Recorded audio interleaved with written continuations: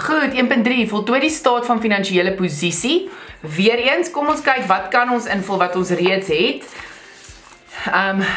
Ons hoef nie vaste bates te doen nie, 'n vaste deposito belegging. Ek dink hulle het daar vir ons 1.5 miljoen gegee. So kom ons skryf dit daarby. Ek is nou by die verkeerde plek. OK, kom ons kyk. Hulle het die lening nie vir ons gegee nie, boue inkomste nie, debiteerde kontrole kom waar, onder handels en ander ontvangbares. So jy moet nou weet, hierso staan handels en ander ontvangbares. En daar kan ons so lank klaar die debiteerde skryf, en die debiteerde se bedrag is 483110. 110, daar het jy klaar punt, baie dankie, so ons is klaar met daai ene, vaste deposito het ons, handelsvoorraad het ons, maar ons het mos gesê dit moet die fisiese voorraadbedrag wees, so nou gaan kyk jy, jene, ek het in 1.1 mos iets met die fisiese voorraad gedoen, so daai 209, 4180 gaan ons nou direk hierso inskryf, by voorraad, 2094180, ok, so daai netjie het ons afgehandel, SAID inkomstebelasting voorlopige betalings, daai netjie gaan ons moet bereken, ons gaan nie hom net by handels en ander betaalbares of ontvangbares inskryf nie, ons moet nou eers weet of gaan hy debit of krediet wees, dan weet ons waar kom hy. As hy debit saldo is, SAID, dan kom hy by handels en ander ontvangbares, krediet kom hy by handels en ander betaalbares, of net onder bedryfsbates of net onder bedryfslaste. Gunstige bank is kontant en kontant ekwivalente, so by kontant en kontant ekwivalente, gaan net skryf dit, dat ek die tyd bietjie spaar vir jou, gaan weer 629123. Wat kan ook hierso kom? 'n vaste deposito wat verval, nee, binne die volgende 12 maande. Dan word hy ons daar afgetrek en daar bygetel. So bank was reg, krediteerde kontrole kom onder handels en ander betaalbares. So hierso gaan ons inskryf krediteerde kontrole en die bedrag was 523890. So daar het jy nou al klaar 1 2 3 4 5 punte. Baie geluk. 5 uit 25. Okay, dis nog redelik baie, 5 daal.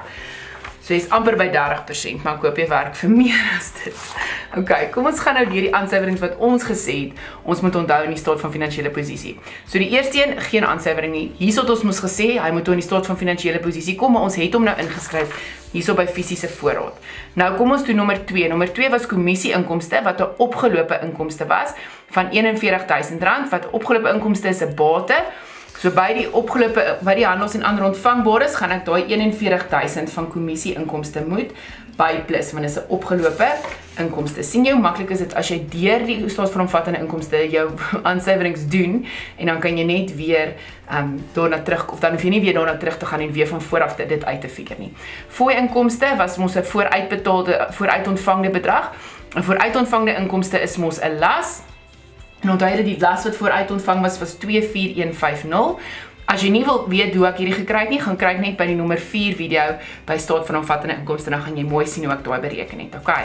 So 24150 is 'n handels en ander betaalbares. Vooruit ontvangde inkomste is mos 'n las. Ek moet dit nou weer terugbetaal vir daai mense, soos byvoorbeeld met hier nou. As ek nou nie daai ruimte vir hulle verhuur daai maand nie, moet ek daai geld nog vir hulle terugbetaal. Okay. Nommer 5, dit was mos 'n vooruitbetaalde uitgawe van 115.500, 'n vooruitbetaalde uitgawe se bate en hy kom onder handels en ander ontvangbares. So nou gaan ek hierso plus 115.500. As jy nie weet hoe ek hierdie gekry het nie, gaan kyk by aansuiwering nommer 5 by staat van omvattende inkomste.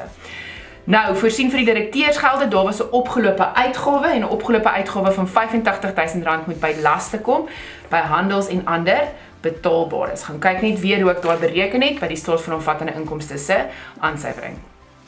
Nou, hier het ons nou nog nie gekom nie, nee. Dra debiteer se debit saldo vanaf die debiteerde grootboek na sy krediteerde grootboek toe oor. Nou ek doen maar altyd dit vir my debiteerde grootboek en krediteerde grootboek. So hierdie ouetjie het 'n debit saldo van R2700. Nou moet ek hom oordra na sy na die krediteerde grootboek toe. So ek gaan debiteerde grootboek krediteer om hom uit te haal en dan gaan ek die krediteerde grootboek debiteer. Nou wat gaan die effek wees? Nou debiteerde grootboek is 'n bates en krediteerde grootboek is mos 'n las. So hy werk so om. So nou gaan ek 2700 by debiteure moet minus en 2700 by krediteure moet minus. So ek gaan nou na debiteure toe, dit is by handels en ander ontvangbares. Daarso moet ek nou R2700 minus. En by handels en ander betaalbares, daar's mos die krediteure kontrole. Daar moet ook R2700 minus. So ek doen dit altyd so met die debiet-krediteerrekeningkie, dan weet ek wanneer om te plus en wanneer om te minus. En dit maak sin, nee. So my debiteure raak minder, maar my krediteure raak ook minder, want ek het eintlik daai mense my geld geskuld en nou trek ek dit by my skuld by hulle af, as ek dit nou kan complicated vir jou maak, okay. Maar doen 'n T-rekening. Nommer 8. Die maatskappy het 3 vaste deposito's van gelyke waarde. Een gaan verval in Mei 2023, so dis binne die volgende 12 maande. En dan sê jy yes, want jy gaan 'n maklike punt hier kry. Wat gaan een individuele vaste deposito se bedrag wees? Dit gaan 1.5 miljoen gedeel deur 3, so een vaste deposito is R500,000 werd. So nou gaan ek daai 500,000 is nie meer 'n vaste deposito volgende jaar nie, hy gaan verval. So ek gaan hom minus daar en wat ek vir jou gesê kom die vaste deposito's dan as hulle verval.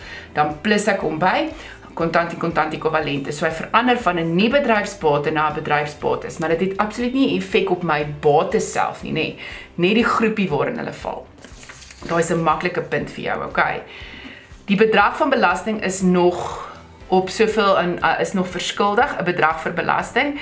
So dit moet ons nou uitwerk weer eens, ons doen dit sommer met daar's verskillende maniere. So jy kan dit doen. Ons moet kyk wat het ons al betaal en wat was inkomstebelasting. So voor die voorlopige belastingbetalingsbedrag hierso. Soveel is voorlopig betaal. Wat was die inkomstebelastingbedrag? Hulle het dit vir ons hier in ons inkomstestaat gegee, of ons staat van omvattende inkomste. Daar is die bedrag. So ons het betaal, waar is dit nou weer? 1049.000, 1049.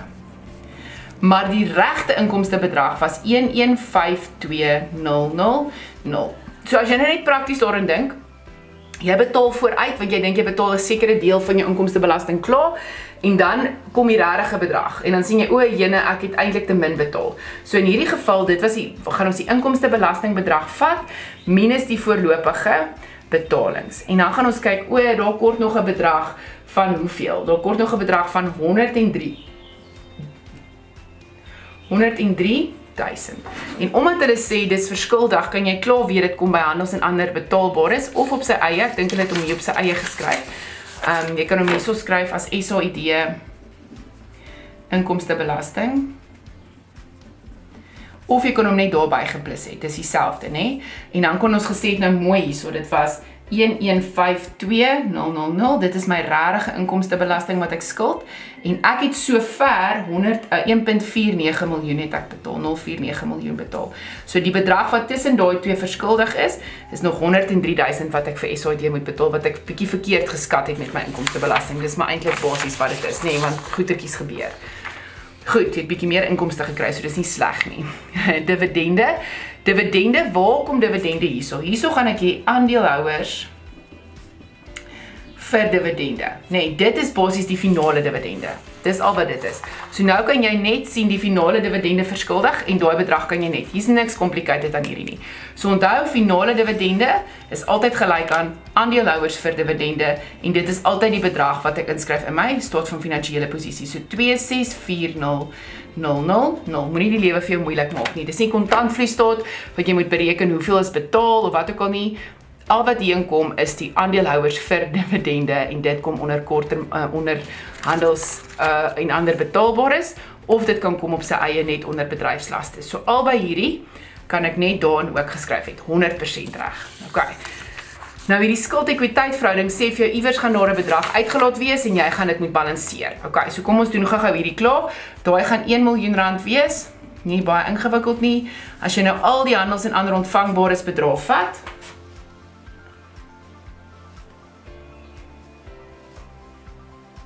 okay, gaan jy kry 'n totaal van 63691. As jy die kontant en kontant ekwivalente bedrag bymekaar bytel, is dit 1129000. Nou kan ek die totale bedryfsbates kry. Stem julle saam? Ek plus letterlik net al hierdie bymekaar en dan kry ek 'n totaal van 3860090. En daar's ek klaar met daai deel. Nou moet ek hierso by die gewone aandelekapitaal moet ek dit uitfigure. By gewone aandeelhouersbelang bestaan ons uit gewone aandelekapitaal en behoue inkomste. Onthou jy daar was 'n vraagteken by behoue inkomste. So ons het nie genoeg inligting by behoue inkomste nie, so ons gaan nog eers bietjie verder afgaan. Bedryfslaste het ek genoeg van die bedryfslaste al ingevul hierso om ten minste alle bedrag te kry. Stem julle saam? So as ek al daai bymekaar plus, gaan ek kry 630340. En nou weer eens, stem julle saam, ek kan nou net al die bedryfslaste bymekaar tel en dan kry ek 'n totale bedryfslaste van 379340. Nou het ek nie die totale ekwiteit en laste nie, maar ek het die skuld-ekwiteitverhouding. En wat is skuld-ekwiteit? Skuld-ekwiteit is lening met gewone aandeelhouersbelang. So die lening is 0,2 en gewone aandeelhouersbelang is 1. Het ek die leningsbedrag? Ek het. So stem julle saam, as ek die aandeelhouersbelang wil hê, gaan ek sê 4512550. Waar het ek daai nou gekry? Hierdie is die leningsbedrag, nee. Dis wat ek nou gekry het, want lening is gelyk aan skuld. Onthou jy aan die einde het hulle vir ons dit gesê, dat ek net weer vir jou wys, skuld-ekwiteitverhouding. Okay. So nou as ek daai bedrag gaan deel deur 0,2, nê, gaan ek kry die totale gewone aandeelhouersbelang van 22562750. Okay. So omdat ek gesê het, as ek daai bedrag maal met 0,2, so 0,2 van daai bedrag is gelyk aan my leningsbedrag. En dis hoekom ek my leningsbedrag moet deel deur daai bedrag deur die 0,2 waarde om my aandeelhouersbelang te kry. Nou is dit maklik. Nou behoue inkomste gaan basies net wees 22562750 minus die 20.000 of nee, 20 miljoen. Oh.